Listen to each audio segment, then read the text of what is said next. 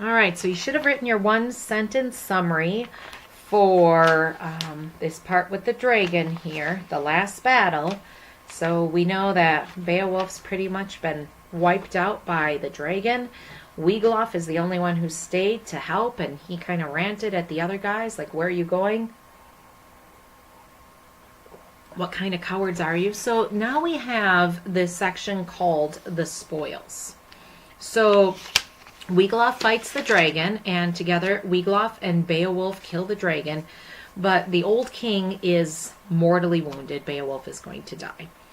As a last request, Beowulf asks Wiglaf to bring him the treasure that the dragon was guarding. Like, he wants to see it before he dies. Then Wexton's son, that's a kenning, that means Wiglaf, went in as quickly as he could. He's got to hurry because Beowulf is dying. Did as the dying Beowulf asked, entered the inner darkness of the tower, went with his mail shirt and his sword. Flushed with victory, he groped his way, a brave young warrior, and suddenly saw piles of gleaming gold, precious gems scattered on the floor, cups and bracelets, rusty old helmets, beautifully made, but rotting with no hands to rub and polish them. So there's a few lines here that describe the treasure Wiglaf saw. So pick a few of them out. You know, there's gold, there's gems, cups that they would use for drinking, and bracelets, and some rusty old helmets because nobody is taking the time to polish and scrub them, so they're getting yucky looking.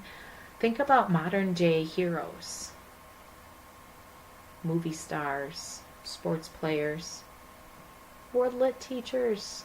No, not really. What kinds of treasures do they receive? Do we give them anything physical besides money? There's definitely medals in the Olympics still and that kind of thing. All right, moving on. They lay where the dragon left them. It had flown in the darkness once before fighting its final battle. So gold can easily triumph, defeat the strongest of men, no matter how deep it is hidden. It's in parentheses. But our storyteller wanted to give us another caution. We had a caution earlier about where your heart is and how you walk through life, either being superstitious and fearful or believing in God. And another warning here about gold and how gold can triumph and defeat the strongest of men. So is he kind of saying Beowulf, his talk about wanting fame one last time, brought upon himself this early death because really he was after the riches and the fame and the glory? He had been strong, but weak in the heart.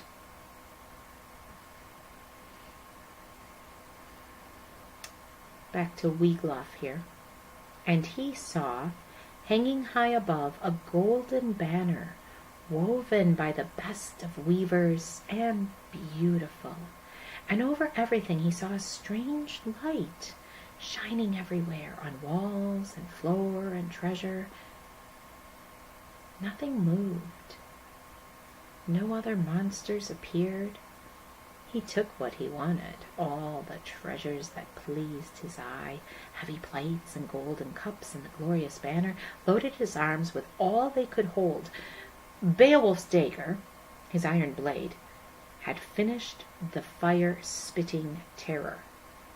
Kenning, fire-spitting terror? That's the dragon.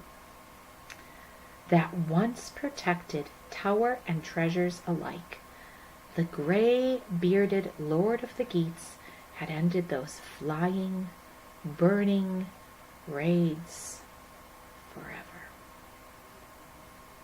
Then Wiglaf went back, anxious to return while Beowulf was alive, to bring him treasure they'd won together. He ran, hoping his wounded king, weak and dying, had not left the world too soon.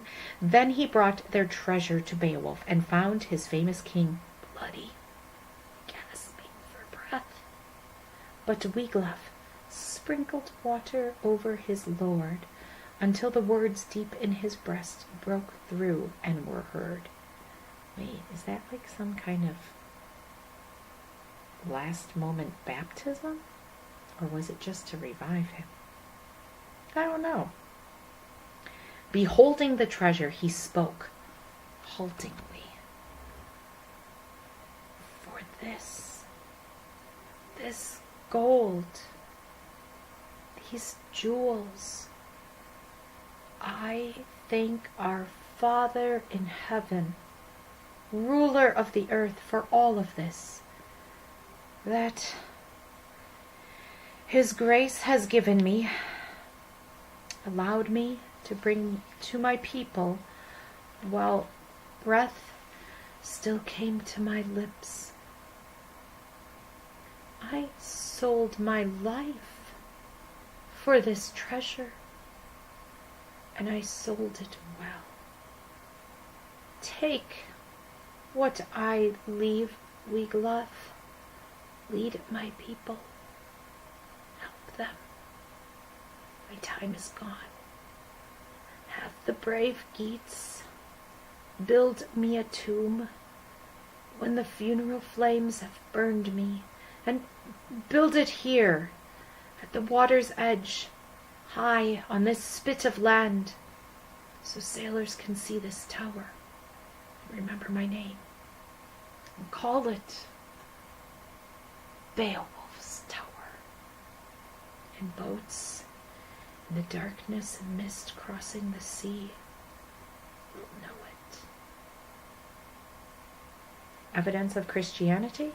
Wow, I think I just saw Beowulf thanking God and giving glory to him for his treasure. But he still says he sold his life for the treasure. But he sold it well.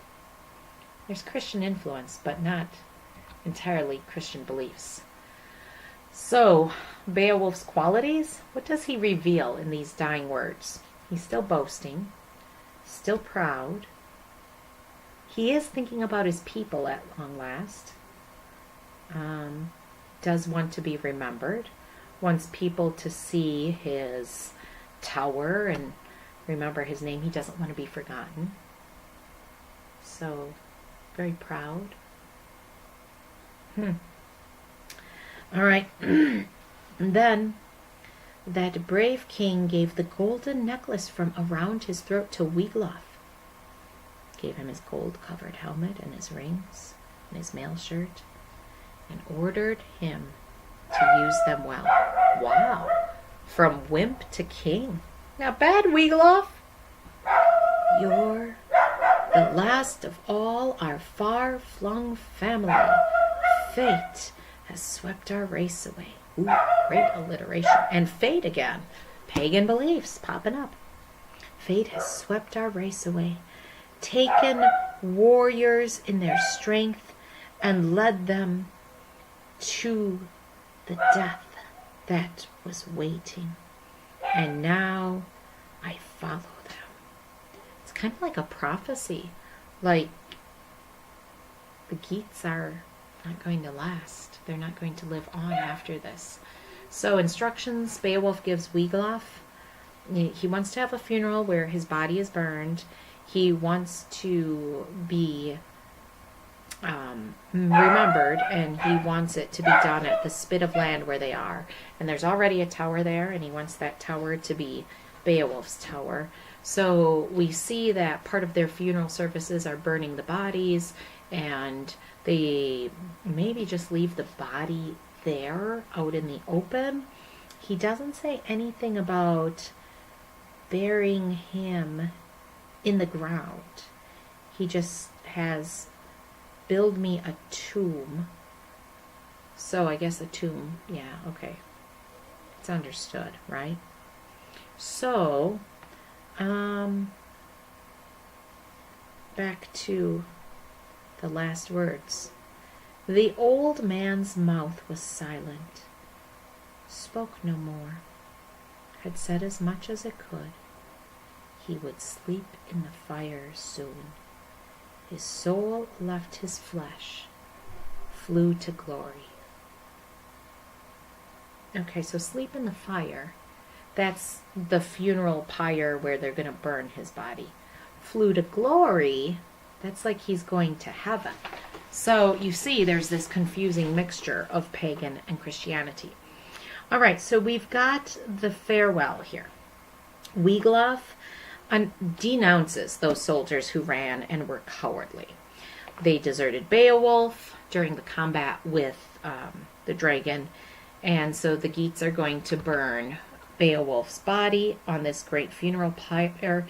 They're going to definitely lament his death because he was a hero, their king, and all of that. So the farewell. We have a final lesson in this part here, kind of a moral of the story.